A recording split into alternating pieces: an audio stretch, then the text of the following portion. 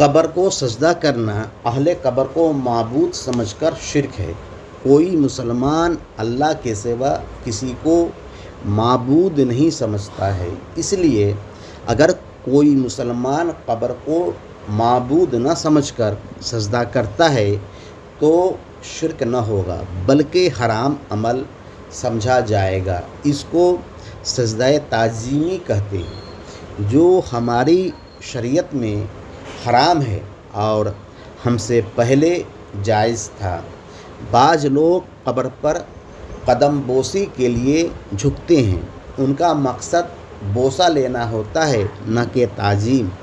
तो यह अमल हराम न होगा और इस अमल को शिर्क कहना खारजियत है। इस अमल को बाज़ उलमा मुस्तहब लिखते हैं और बाज़ मकरूह तंजीही। तो बेहतर है कि इस अमल से परहेज़ किया जाए। यह उला है। अगर कोई बोसा लेने के लिए झुकता है तो वह गुनहगार न समझा जाएगा बल्कि खिलाफ़े उला का मुर्तकिब समझा जाएगा।